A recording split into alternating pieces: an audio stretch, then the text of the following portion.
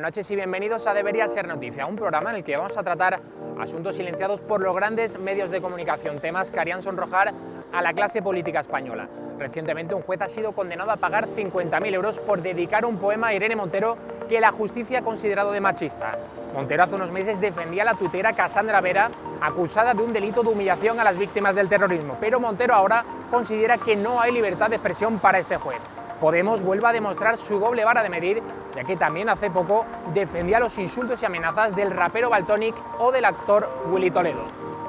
Hola a todos, soy un tío blancuetero y hoy voy a hablar de Irene Montero, poemas machistas, cinismo, hipocresía y voluntades totalitarias. Resulta que aún teniendo calentito el me cago en Dios de Willy Toledo, o el sonado de mocos con la bandera de España de Dani Mateo, y aún teniendo en la memoria reciente, ¿no?, los casos de tuiteros, raperos, titiriteros. En octubre de 2017 aparecía en la revista de la Asociación Judicial Francisco de Vitoria el siguiente poema titulado De monjas a diputadas, firmado por el guardabosques de Balsaín. El poema decía así: cuentan que en España un rey de apetitos inconstantes, cuyo capricho era ley, enviaba a sus amantes a ser de un convento grey. Hoy los tiempos han cambiado y el amado timonel, en cuanto las han dejado, no van a un convento cruel, sino a un escaño elevado. La diputada Montero, expareja del Coleta, ya no está en el candelero, por una inquieta bragueta va con Tani al gallinero. Y resulta que hace apenas unos días aparecía la siguiente noticia: Irene Montero será indemnizada con 70.000 euros por la publicación de un poema machista en su contra.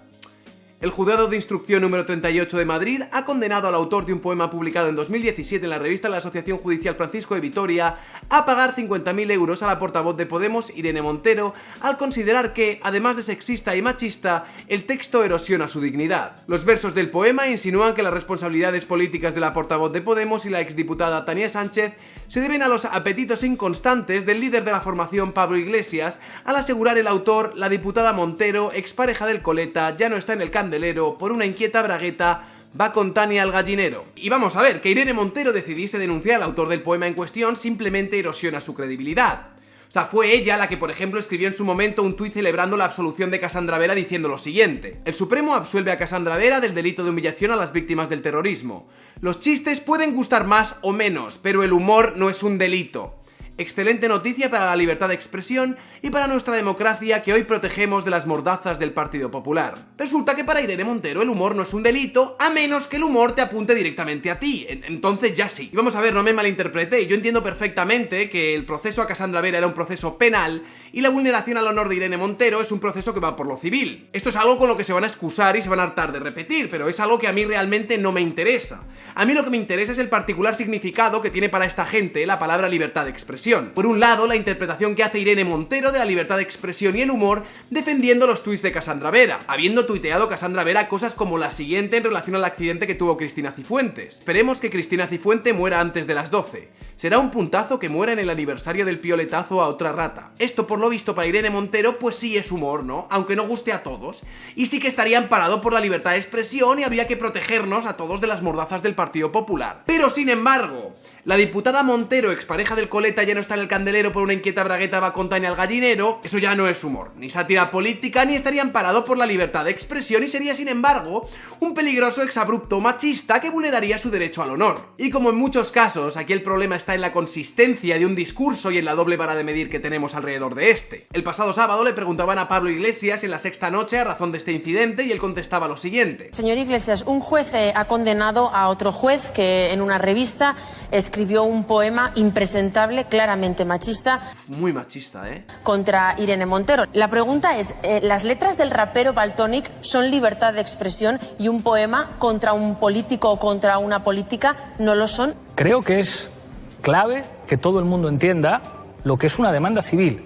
Si un juez en ejercicio... Era un juez jubilado, Pablo, era un juez jubilado. Independientemente, además de que estuviese jubilado o no, un juez también tiene el derecho a escribir lo que le salga de los cojones. Desde una revista de los jueces insulta de esa manera a una mujer, yo creo que ese señor no tiene que ir a la cárcel.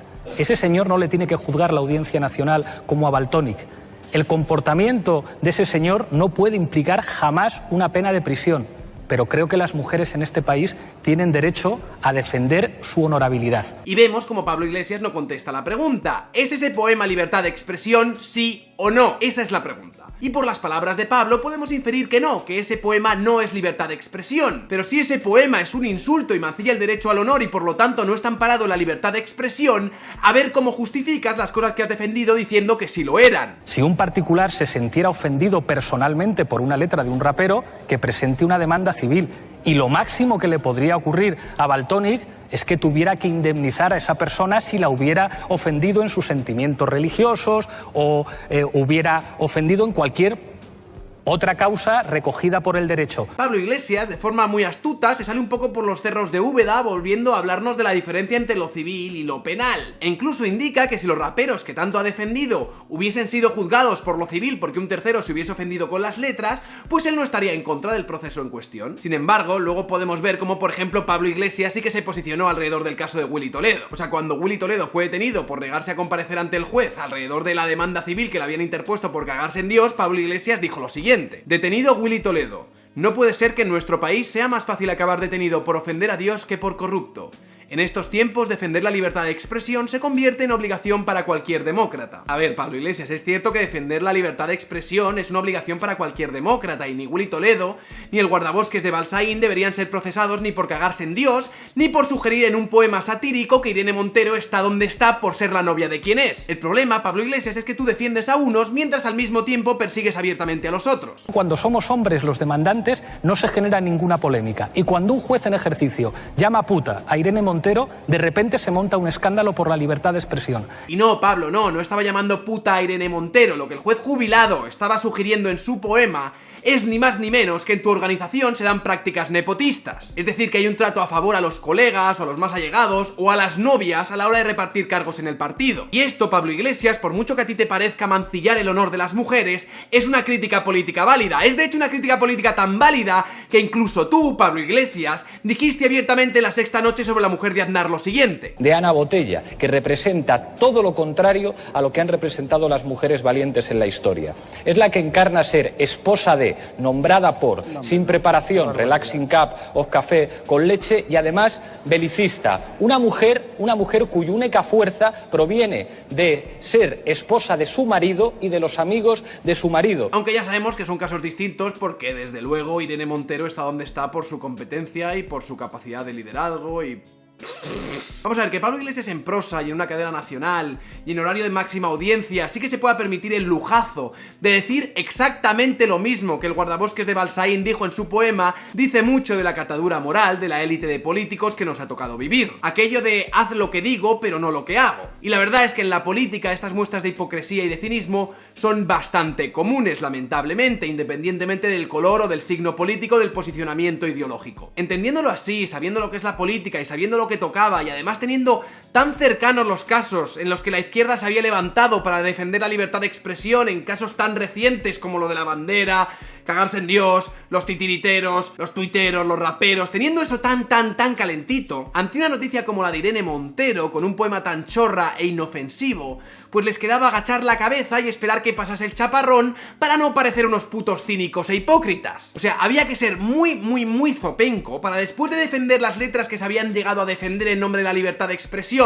intentar colarnos que el poema Irene Montero sobrepasaba esos límites. O sea, había que ser muy animal o muy arrogante, no lo tengo claro. Pero no, aquí la peña ha ido a saco, o sea, esta gente se la suda. Están por encima del bien y del mal hasta el punto de que algunos, los más atrevidos, han procurado explicarnos con todo lujo de piruetas mentales cómo la libertad de expresión tiene un límite y el límite son ellos. O sea, Guillermo Zapata, o sea, el puto Guillermo Zapata, el que en su momento estuvo perseguido por los tweets sobre Irene Villa, sobre las niñas de Alcácer o sobre los judíos en el 600, ese mismo pavo, que había sido sujeto de un linchamiento político por tweets polémicos, va al cabrón y pone lo siguiente: mira, a veces el machismo paga.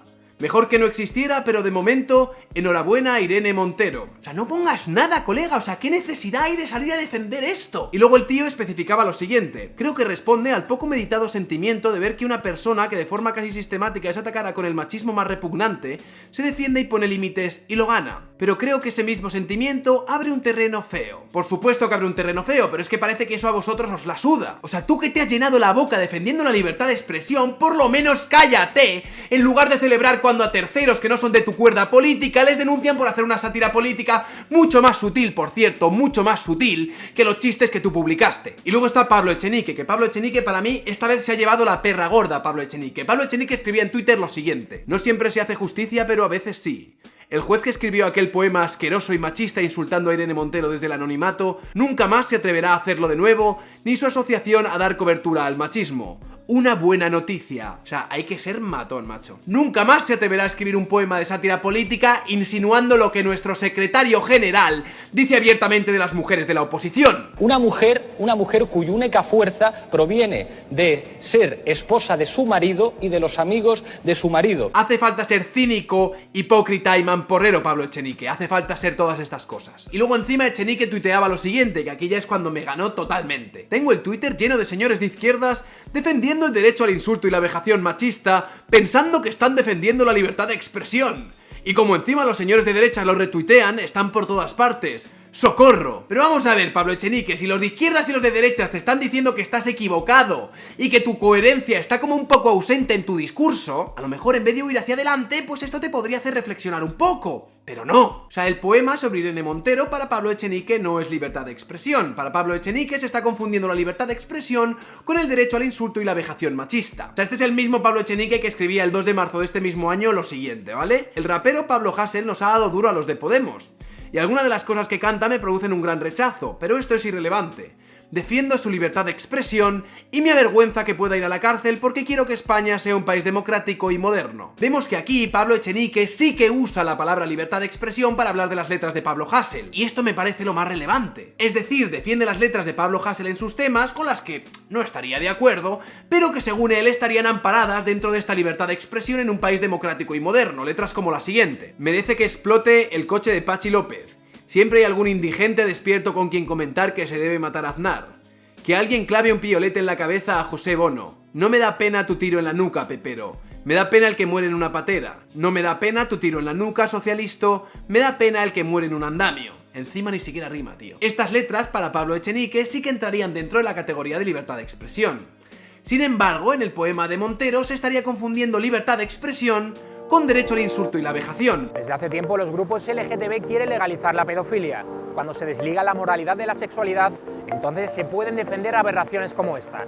Ya los padres de la ideología de género como Simone de Beauvoir, Sartre o Foucault firmaron para despenalizar esta práctica. Lo que hay de fondo es el objetivo de la izquierda de tratar de otorgar derechos sexuales a los niños y arrebatar la custodia, la patria potestad a los padres. Si la ideología de género no se ata a ningún patrón moral, a ningún patrón biológico, a ningún patrón natural, y la sexualidad es una mera construcción, nada nos limita ni nos impide a tener lo que ellos llaman, los lobbies pedófilos, una suerte de sexualidad intergeneracional, que nos impide a que un hombre de 50 años tenga acceso carnal a un niño de 5. Es decir, si nosotros no tenemos ningún patrón, ningún freno y solo nos abocamos a deconstruir la sexualidad, podemos llegar a, digamos, a cualquier extremo. Eso desde el punto de vista conceptual. Desde el punto de vista político, ya hay antecedentes muy claros de que el lobby LGBT y los lobbies pedófilos marchan unidos, marchan juntos, se entremezclan. Y en el libro negro de la nueva izquierda, que es el trabajo que escribimos con Agustín Laje, en la parte que a mí me toca, yo escribo, por ejemplo, un poco apretadamente la historia del movimiento gay norteamericano, cuyo padre fundador, el alma mater, es Harry Hay. Harry Hay fundó dos asociaciones muy emblemáticas, la Sociedad Matachín y las Hadas Radicales. Estas son asociaciones pro-LGBT. Ahora bien, él además fundó una tercera asociación de la cual es miembro honorario, murió hace poco, hace 4 o 5 años, Harry Hay, muy grande, que es la NAMBLA. Y la NAMBLA es probablemente la organización pedófila más importante de Estados Unidos, probablemente la más importante del mundo, que es una organización que se dedica a hacer lobby para bajar la imputabilidad del consentimiento del menor para tener intimidad con un adulto. Técnicamente está muy bien logrado esto, porque no es ilegal. No es ilegal que yo arme un lobby para peticionar que se reforme una ley. Ahora, fíjate vos, el mismo padre fundador del movimiento gay norteamericano es el padre fundador del movimiento pedófilo norteamericano. Y claro, la matriz filosófica es la misma, en muchos lugares marchan juntos, y cuando no han marchado juntos y han tenido problemas internos, no ha sido por un problema conceptual, sino político. Muchas veces los lobbies LGBT han dicho, no nos conviene políticamente que todavía nos asocien con los sectores pedófilos porque esto nos hace mala prensa. Pero además, si analizamos y estudiamos el pensamiento de otros desconstructores de la sexualidad o de otros intelectuales que alimentaron la ideología de género, notamos que todos ellos han, en todo momento o en diferentes momentos de su vida, buscado promover la legalidad de la pedofilia.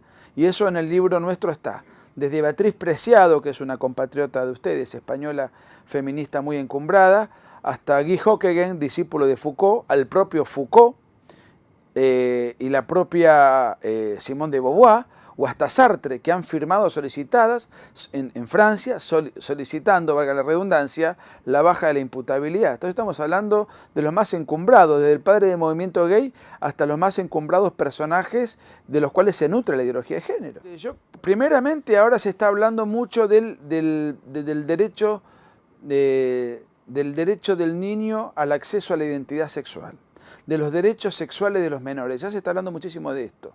Y se está hablando muchísimo también, y haciendo un lobby importante, alegando que los niños no son de los padres, sino que tienen una entidad autónoma, una libertad autónoma. Y entonces se empieza a ver a la patria potestad como algo represivo, etcétera, etcétera. Y en realidad de lo que se trata es de quitar al niño del padre y meter al niño bajo jurisdicción estatal. Dentro de la jurisdicción estatal, de lo que se trata es de adoctrinarlo en lo que, o por lo menos en muchos países, la educación sexual integral, que no es ni más ni menos que adoctrinamiento ideológico de género impartido desde las instituciones del Estado. Dentro de esto, dentro de este adoctrinamiento centralizado y planificado y sistemático y generalizado, también está, por supuesto, la pedofilia dentro de la agenda. El incentivo, la promoción, en fin, tratar de alterar a los niños y de enseñarles la autoexploración, el autoerotismo, el cambio de roles al disfrazarse del sexo opuesto. Es decir, se los incentiva de una manera absolutamente impropia, desarraigando al niño de la autoridad paterna y además alterándolo a una edad absolutamente imprudente. En Argentina esto es de orden práctico actual, por ejemplo. Y esto se está dando en toda América Latina, pero esto es un asunto absolutamente vigente en el grueso de Occidente, porque aparte esto no es una agenda regional, esto es una agenda global. En algunos países entra con más intensidad, en otros hay más resistencia, en algunos países hay que ser más sutil, en otros más explícito.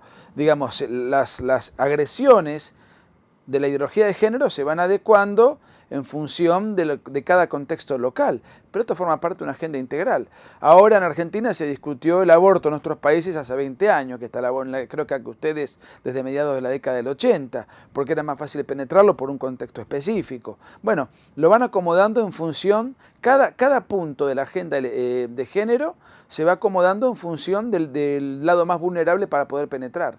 Después siguen los otros puntos, no renuncian a nada, simplemente alteran el orden de prioridades según el país al cual pretenden introducir sus apetencias. Europa es parte constitutiva de la agenda, lo que pasa es que Europa tiene como dos, está como partida culturalmente. Por un lado tenemos la Europa occidental, que yo creo que es la más contaminada y es la que más influye en Argentina por ser el país más europeizado, y desde Argentina parte hacia arriba, hacia todo el resto de América Latina.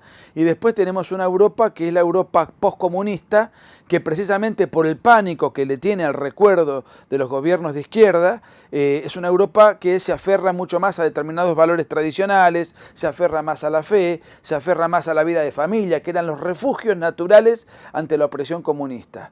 Entonces esos países tienen una impronta mucho más conservadora, en cambio los países de Occidente son los más vulnerables. De manera tal que la agenda es global, simplemente hay países más vulnerables que otros por diferentes contextos o actuales o por situaciones históricas que han determinado que algunos países tengan hoy mayor resistencia que otros.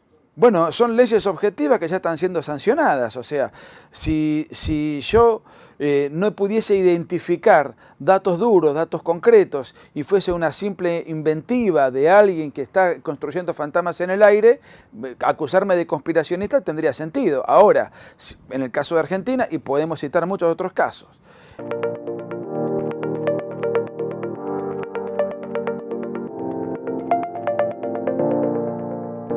Si decimos que la ley de educación sexual integral incluye todo esto que estoy diciendo en sus contenidos, en sus currículas, si estamos diciendo que la baja de la imputabilidad del consentimiento sexual es una realidad hoy en Francia, es un lobby presente en Estados Unidos, se ha hecho lobby para que la OMS y la Asociación de Psiquiatría Americana quite dentro de las perversiones sexuales a la pedofilia y la reduzca a la categoría de parafilia, que parecería algo bastante menos grave. Por ejemplo, si todo esto son datos ciertos, quiere decir que no estamos hablando de una construcción paranoica, sino que estamos hablando de un lobby que viene avanzando.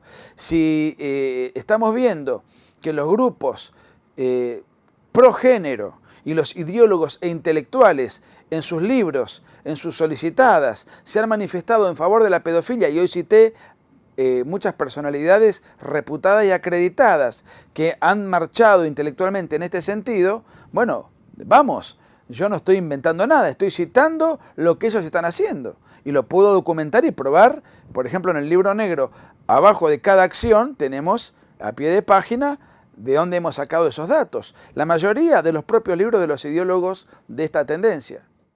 Bueno, nosotros lo que sostenemos es lo siguiente. Primer punto, esta es una agresión que viene desde la izquierda, que se ha reconvertido después de la caída del muro de Berlín y después de la caída de la Unión Soviética. Los propios pensadores, los propios militantes de izquierda, que antes iban a tratar de reclutar y utilizar al obrero, ahora van a tratar de reclutar y utilizar a otro tipo de minorías que ellos le llaman minorías culturalmente oprimidas. Ya no se trata de una suerte de opresión económica, sino de otro tipo de opresiones. Y ahí aparece la ideología de género, entre otras metástasis, ¿no?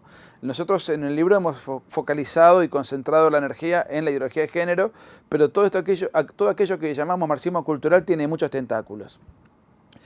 Entonces, son estos pensadores y estos militantes inequívocamente enrolados con la izquierda con una suerte de postmarxismo. Son pensadores posteriores a Marx que han reconvertido la dialéctica. Ahora bien, también es cierto que muchos partidos históricamente sindicados como de centro derecha, lamentablemente se han dejado colonizar, se han entregado a la agenda cultural progresista. Y en esto no es que me quiera meter en la realidad española, pero esto vale para el PP español como para el macrismo en la Argentina y muchísimos otros países centro-derecha que se han entregado vergonzosamente a la agenda progresista con tal de que los partidos progresistas apliquen una economía de mercado. Hagamos un pacto, ustedes aceptan la propiedad privada, nosotros aceptamos toda la agenda cultural que ustedes tienen. Más o menos ha sido un pacto tácito. Esto ha generado mucha indignación en mucha gente y entonces aparecen en escena partidos alternativos. Pero la agresión viene desde la izquierda, lamentablemente sin reacción suficiente o incluso con el aval de los centro-derechas tradicionales. Y esto genera confusión. Pareciera que nosotros somos unos macartistas desesperados porque la gente ve con razón que hay partidos de centro-derecha que aplauden esta tendencia. Bueno, la realidad es que esto puede deberse o a cobardía o a ignorancia o a oportunismo político, pero lo cierto es que los que ven en esto algo más amplio que una mera agresión de izquierda tienen su cuota de razón. Parece que cada vez más personas deprimidas en los países occidentales, en contra de lo que mucha gente cree. La gente que vive en países donde hay un mayor nivel de renta, la gente no es más feliz. Estas personas tienen muchas cosas que hacer, tienen demasiadas tareas y sacrifican el presente por el futuro. El profesor Jordan Peterson lo explica porque somos sociedades filosóficamente inestables. Something that I think generally people don't think about, stuff like this. And my next question for you is, it seems that more and more in today's society and just the societies in the world today, people are more depressed, more anxious, more suicidal than ever before. Is that a symptom of something unusual going on in our society? Is it just people that are more comfortable talking about it now? What is it? Why are so many people depressed? It's a good question. It's a good question.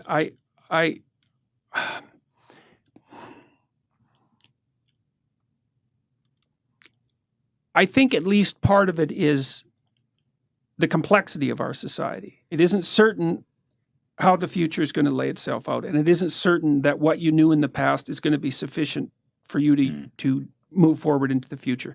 So there's lots of opportunity, but it's very complex. And it's not easy to keep up in our world. You know, like if you look around the world, you might think, well, the happiest people are those where the standard of living is the highest. That's actually not the case. Right. And you think, okay, well, why wouldn't that be the case? It's like, what do you want? Malaria and death at 40? Obviously not. But then you think, okay, what's the price you pay for a high standard of living? Well, that's easy. You virtually always sacrifice the present for the future. You're always working. I mean, you guys, you're fairly influential and you've got this good thing going, but like it could crash at a moment's notice. You better keep your eye on it. And every day you're thinking, okay, this has to be done and this has to be done and this has to be done. And it pays off. I mean, you have a nice studio and I would presume a reasonably comfortable life, but it's not like you're not running on a treadmill to keep that going. And so that's security and it's health, but it isn't necessarily happiness, and it's certainly not necessarily freedom from anxiety. Sure. And I would say most people in the modern world, weirdly enough, have far too much to do. You know, 2 career families and a couple of kids. It's like, man, you're done. That's 60 hours a week of flat out work. Yep. So, and that can be too much.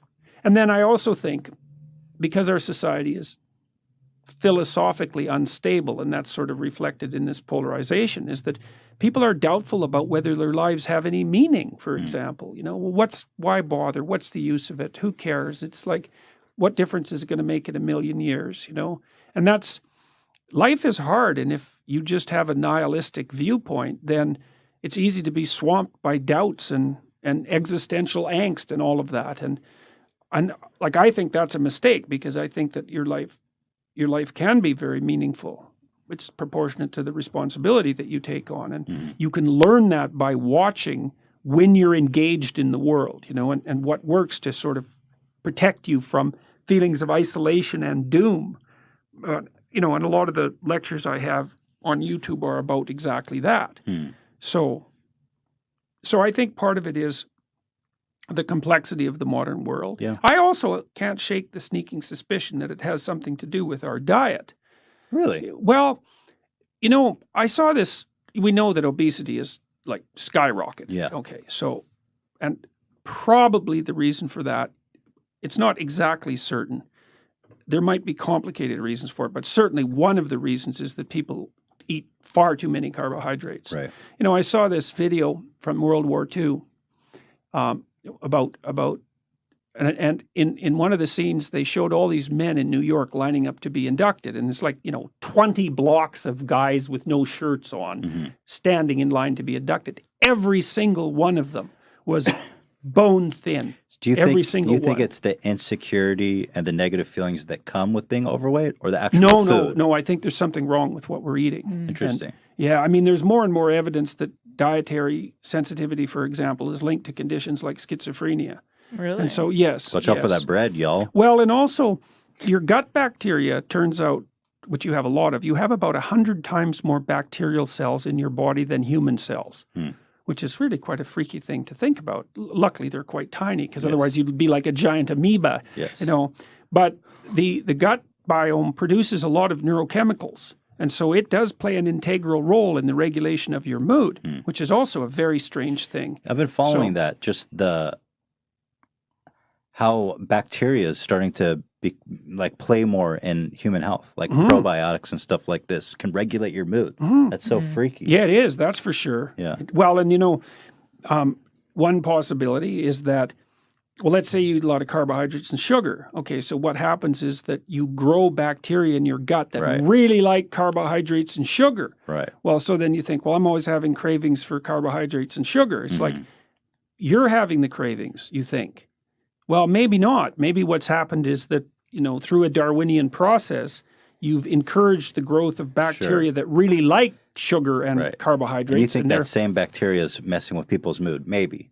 Yes, and it's also messing with their cravings. That's. I mean, we're really walking oceans, you know, like we're big creatures. Yeah. I mean, we're not big compared to like a Douglas fir or or the sun, but like we're sure. pretty big creatures, and Yeah. and we are liquid. Most of us is liquid, and if you saturate yourself with carbohydrates and sugar, then you are invaded by the bacteria that live on those things, and so that's not necessarily so good for you. La adaptación al entorno resulta hoy clave para cualquier empresa. Los avances tecnológicos pueden comprometer a las empresas que no tengan una capacidad de reacción adecuada. En este sentido, las startups reaccionan mucho mejor a cualquier avance o cambio externo que las empresas tradicionales donde impera la jerarquía. La irrupción de Internet ha supuesto que el mercado sea hoy un mundo mucho más hostil. Hoy vamos a hablar un poquito sobre un tema interesante y es cuál es el mayor enemigo que tiene una empresa a día de hoy. Y creedme que hablamos de un enemigo que no solo está presente, digamos que en un solo sector de unas empresas, no, hablamos de un enemigo generalizado de cualquier empresa, del sector que sea, algo que todos temen. Seguramente la gran mayoría de vosotros os estáis haciendo una especie de imagen mental de cuál creéis que es ese enemigo, pues os aseguro que la gran mayoría no vais a acertar. Los únicos que a lo mejor aciertan son los que tienen formación económica y dentro del mundo de la empresa, que seguramente se conozcan están, pero ya os digo yo que la gran mayoría no acertáis. La gente se suele equivocar porque siempre se tiende a ir a lo físico, a lo tangible, a lo que podemos tocar y lo que podemos, digamos, que ver, pero en este caso os aseguro que hablamos de algo completamente abstracto e intangible. Muchos apostarían diciendo el mayor enemigo de las empresas es el gobierno o las regulaciones que puede plantear un gobierno, y en cierto modo tenéis razón porque hay algunas regulaciones que pueden destrozar empresas de arriba abajo, pero hablamos de un enemigo aún más feroz, un enemigo que no tiene absolutamente piedad, un enemigo que en cierto modo no podemos controlar, y es un enemigo al cual nos tenemos que adaptar. Y ese enemigo, señores, es el entorno. Sí, señores, vivimos actualmente en el entorno más voraz, más volátil, más cambiante, más impredecible prácticamente de la historia. Y esto va cada vez a más, señores, o sea, el entorno año tras año cada vez es más feroz y es el mayor enemigo de toda empresa actualmente. Si no sabes adaptarte a ese entorno, te come literalmente. Por eso actualmente las empresas centran muchísimo esfuerzo en tener capacidad de reacción efectiva. Sí, señores, actualmente como empresa, si quieres sobrevivir en el entorno actual tan hostil, tienes que tener una capacidad de reacción tremenda, rapidísima. Y muchos os estaréis preguntando, ¿qué ha ocasionado, digamos, que este entorno tan hostil, esta jungla que es actualmente el mercado dentro de las empresas? Pues claramente el factor tecnología. Hemos entrado en el siglo XXI y el avance de la tecnología ha sido totalmente impresionante y sin precedentes. Y prácticamente día a día se va mejorando esta tecnología, la mejora es totalmente exponencial. Por lo tanto, actualmente cualquier innovación que pueda haber puede comprometer a muchas empresas si no tienen la capacidad de reacción adecuada, porque literalmente puede eliminar tu ventaja competitiva. Es que a día de hoy las ventajas competitivas son tan frágiles. Warren Buffett siempre ha tendido a incidir en que tu empresa tiene que generar ventajas competitivas, lo que llama él los moats. Hay que generar muchas ventajas competitivas para dominar el sector y que no puedan competir contigo. Pero claro, ahí es cuando Elon Musk, que esto lo comentamos en un vídeo hace unos meses, le comentaba, esto ya no es así. Y la visión que planteaba Elon Musk sobre este tema es que realmente los moats a día de hoy son muy frágiles, totalmente. La tecnología, la innovación ha hecho que muchas ventajas competitivas realmente sean súper frágiles y que puedan eliminarse prácticamente con una mera innovación. Entonces se planteaba mucho la cuestión de que realmente a día de hoy no es tanto tu capacidad para generar ventajas competitivas, sino tu capacidad para innovar. Claramente a día de hoy innovar no es absolutamente nada fácil, ¿no? O sea, realmente se incide mucho en que hay que innovar, pero no es fácil. A ver, se puede innovar de forma muy sencilla, simplemente mejorando ciertos aspectos de algunos servicios o productos que no funcionan bien, y puedes innovar en ese sentido, pero no son innovaciones, digamos, que revolucionarias,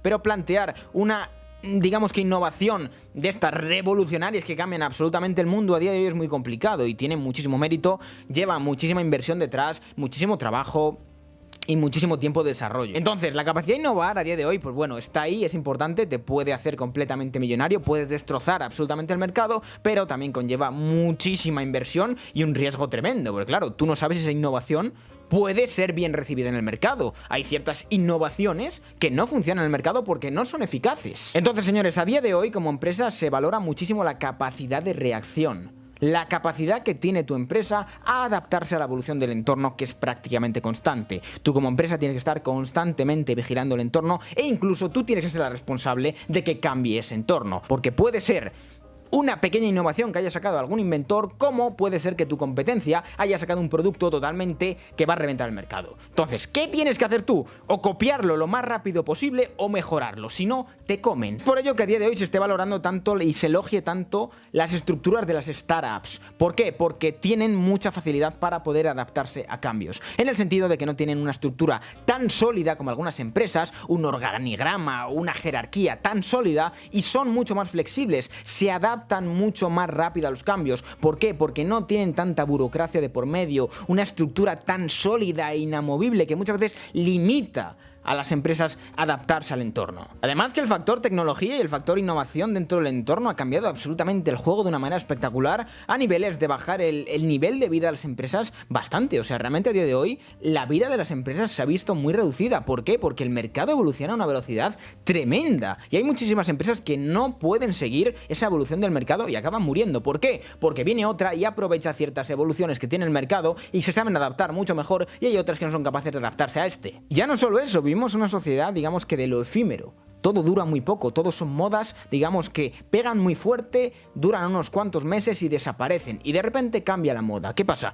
Que las empresas se tienen que adaptar a estos cambios, y esto es muy complicado, señores, y a nivel tecnológico, a nivel de moda y a nivel de un montón de cosas, porque todo va evolucionando muy rápido. O sea, a día de hoy nos cansamos muy rápido de lo que hay y queremos todo también muy rápido. Es la sociedad de la inmediatez, de lo quiero todo aquí y ahora en un momento, con chascar los dedos lo quiero aquí. O sea, realmente es algo muy complicado, y esto hace el mercado todavía más feroz, porque las empresas tienen que adaptarse a estos márgenes de envíos, de la gente quiere el producto prácticamente al día siguiente como muy tarde. Si ya tardas más de un día es como, joder, qué lentos son. Incluso hay empresas que ya te lo dan a las 4 o 5 horas, la gente pide comida en casa y a los 20 minutos la tiene en casa. ¿Qué pasa? Que si quieres competir con eso, o te adaptas a eso y es complicado, o estás fuera del mercado. El mercado de hoy es que es un sitio muy hostil, un entorno que va evolucionando, y además el factor internet ha cambiado absolutamente todo. Yo he comentado muchas veces la importancia del tema de la digitalización. Empresas que a día de hoy, digamos, que están situadas en la red,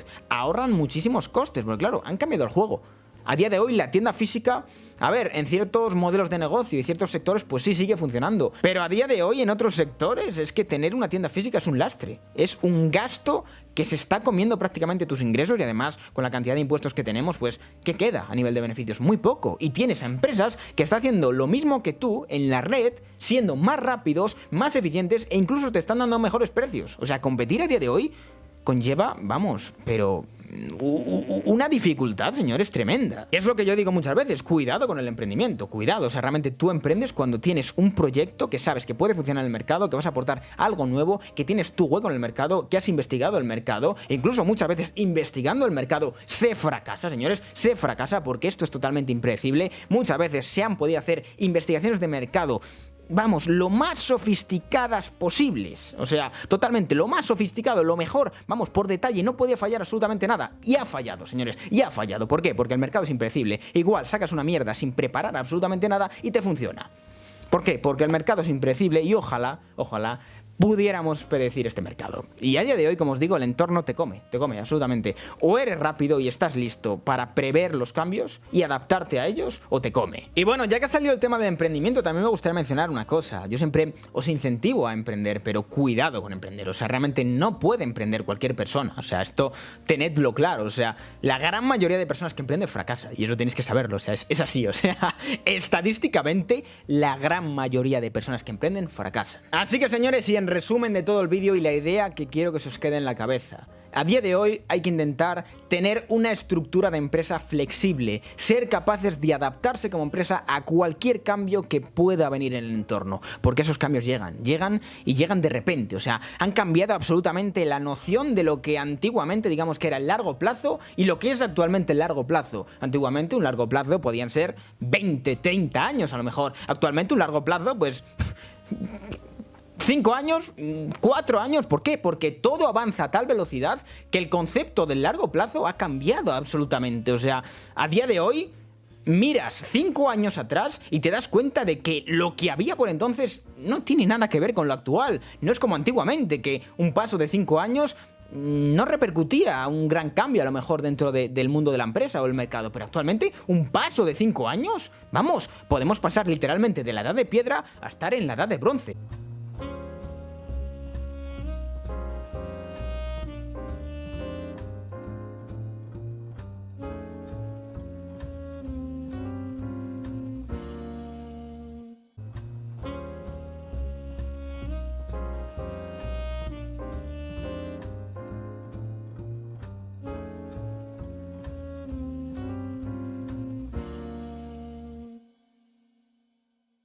O sea, es algo totalmente acojonante. Por eso os digo que el entorno a día de hoy es el peor enemigo que puede tener una empresa. Y hay que tener muy en cuenta todo lo que te rodea y estar al tanto de cualquier innovación. Y ya no solo eso, invertir en ellas. Ser tú el que traes ese avance.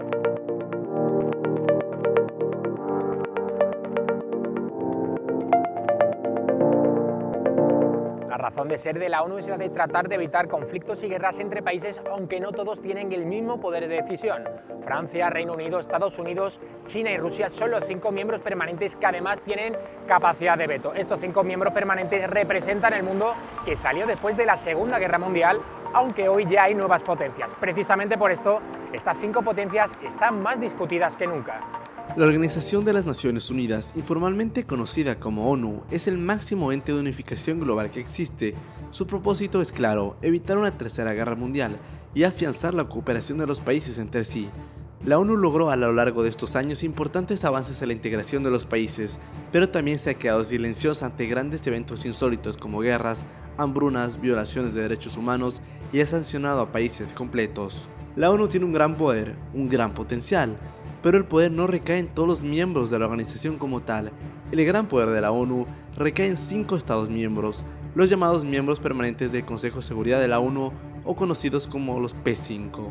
El Consejo de Seguridad de la ONU es el único de los 6 órganos de la organización que puede tomar una acción ejecutiva en conjunto con el resto de países, ya sea enviar misiones de rescate, alimentos, ordenar a un país realizar tal acción, establecer sanciones e inclusive, la extrema, autorizar y ordenar la invasión de un país, como fue el caso de Libia en 2011, donde gracias a la autorización del Consejo de Seguridad, la OTAN entró a bombardear Libia.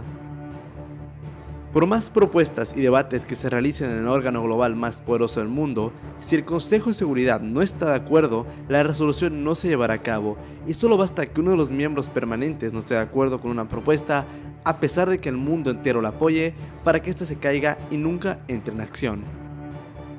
Los 5 miembros permanentes del Consejo de Seguridad de la ONU, o P5, han establecido una especie de dictadura dentro de la organización, aprobando lo que les conviene y lo que no les conviene se descarta. ¿Por qué tienen tanto poder? ¿Quién les dio ese poder? ¿Cómo lo usan? ¿Y acaso algún día cambiará esta situación?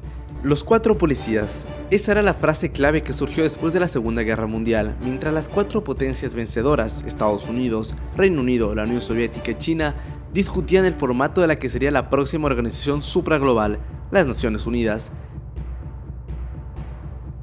La conferencia de Dumbarton Oaks fue la reunión en la que Francia, Reino Unido, China, la Unión Soviética y Estados Unidos fueron seleccionados como los miembros permanentes de un órgano ejecutivo de la ONU que podría establecer operaciones de mantenimiento de la paz, el establecimiento de sanciones internacionales y la autorización de acciones militares mediante resoluciones del Consejo de Seguridad, siendo así el único organismo de la ONU con autoridad para emitir resoluciones vinculantes para los Estados miembros. Trataron en ese tiempo de incluir a Brasil, para tener otro país americano en la mesa y no 3 europeos y un asiático, pero esta propuesta fue rechazada por la Unión Soviética y Reino Unido. Había que entender que en ese tiempo estos 5 países eran las locomotoras económicas, políticas y militares del mundo. Lo que ellas querían se hacía, así autonomándose veedores de la seguridad mundial. El Consejo de Seguridad de la ONU se configuró con un total de 15 miembros, 5 permanentes y 10 no permanentes. En sus primeras décadas el Consejo de Seguridad tenía 6 miembros no permanentes. En 1965 el número de miembros no permanentes se amplió a 10. Estos 10 miembros no permanentes son elegidos por la Asamblea General por periodos de 2 años que comienzan el 1 de enero y 5 se reemplazan cada año. Para ser aprobado, un país candidato debe recibir al menos 2/3 de todos los votos emitidos para ese puesto. Los miembros no permanentes ejercen un rol importante dentro del Consejo de Seguridad, ya que para que una resolución sea aprobada, se debe contar con 9 o más votos en la sala, inclusive si un miembro permanente presentó la resolución. Lo contrario en cambio sucede con el poder de veto, que solo lo poseen 5 miembros permanentes del Consejo. En las negociaciones previas a la creación de las Naciones Unidas, el poder de veto fue visto con disgusto por muchos países pequeños y de hecho fue impuesto por las naciones con veto: Estados Unidos, Reino Unido, China, Francia y la Unión Soviética, a través de una amenaza que sin el veto no habría ONU. El veto fue clarificado como algo necesario por los líderes de los 5 grandes. ¿Era la Carta Magna de la ONU con el veto o no Carta Magna en absoluto? Así, las 5 potencias de ese entonces reglamentaron que toda resolución votada en el Consejo de Seguridad de la ONU no pasaría si un miembro permanente votaba en contra. Al contrario, esta pasaría de tener los votos necesarios si un miembro permanente se abstenía o votaba a favor. Así, incluso si todos los miembros del Consejo excepto un miembro permanente estaba de acuerdo, toda la resolución se venía abajo y no pasaba. Este mecanismo funcionó desde 1946 hasta entonces. Desde esa fecha hasta hoy, se han vetado más de 230 resoluciones. 230 resoluciones que no han pasado gracias al rechazo de un solo miembro permanente. En el gráfico podrán visualizar todas las resoluciones vetadas por los distintos miembros del Consejo de Seguridad. La lista la encabeza Rusia, la en ese entonces Unión Soviética, con más de 100 vetos, seguido de los Estados Unidos con cerca de 80, después Reino Unido con 29, Francia con 16 y el que menos ha vetado es China. El veto fue utilizado sobre todo durante la Guerra Fría, en donde el Consejo de Seguridad de la ONU estaba prácticamente paralizado. Allí había prácticamente 2 bandos: el grupo occidental, agrupado por Estados Unidos, Francia y Reino Unido, y el bloque oriental, agrupado por China y la Unión Soviética, hoy Rusia, siempre bloqueando resoluciones del otro bando por sus propios intereses políticos y económicos. Esto ha evitado que, por ejemplo, la ONU actúe en asuntos tan urgentes como la guerra civil siria, la guerra civil en Yemen, el embargo de Cuba, la ocupación ilegal de los asentamientos israelíes en Cisjordania, la admisión de Palestina en la ONU y demás asuntos de urgencia que siempre terminan bloqueados en la ONU. La decisión de nuevos países miembros con derecho de voto debe constar también con el aval de los 5 Estados miembros permanentes. Es por aquella razón que, por ejemplo, Palestina es un miembro observador y no un miembro con poder de voto, ya que Estados Unidos usa su poder de veto para rehusar en múltiples ocasiones admitir a Palestina como miembro, ya que juega bajo la influencia de Israel. En varias ocasiones, Estados Unidos, Francia, Reino Unido y Rusia, sabiendo que su resolución sería vetada por algún miembro permanente, se han saltado todas las leyes internacionales y han recurrido a la fuerza, saltándose así la Carta Magna de las Naciones Unidas. Ejemplos como estos fueron la invasión de Irak en 2003 por parte de Estados Unidos y Reino Unido, intervención en la cual Rusia y Francia no estaban de acuerdo. Otro ejemplo fue la invasión rusa de Ucrania en el año 2014 y la posterior anexión de la península de Crimea. Varias resoluciones rechazando la anexión de Crimea por parte de Rusia fueron rechazadas por la Federación Rusa. En ese caso, la Asamblea General de las Naciones Unidas, que es el principal órgano de las Naciones Unidas, puede votar para expresar su opinión en forma de recomendación en una resolución. En esta Cámara, una resolución que tenga mayoría de votos pasará. No obstante, solo son eso, recomendaciones. No serán resoluciones ejecutorias como si las son las del Consejo de Seguridad. La Asamblea General de las Naciones Unidas es uno de los principales órganos de las Naciones Unidas, el único en que todos los países miembros tienen la misma representación y el principal órgano de toma de decisiones y representante de la ONU. Sus poderes son supervisar el presupuesto de la ONU, designar a los miembros no permanentes para el Consejo de Seguridad, designar al Secretario General de las Naciones Unidas, recibir informes de otras partes de la ONU y hacer recomendaciones en forma de resoluciones en la Asamblea General.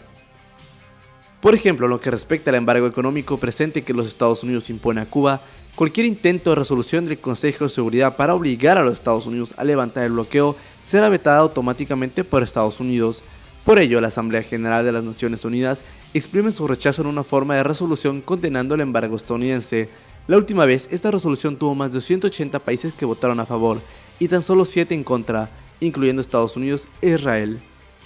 Asuntos graves como la lenta colonización de Palestina por parte de los asentamientos israelíes también no se han podido solucionar por parte del bloqueo de Estados Unidos a cualquier resolución que exija u obligue a Israel a parar estas ilegalidades.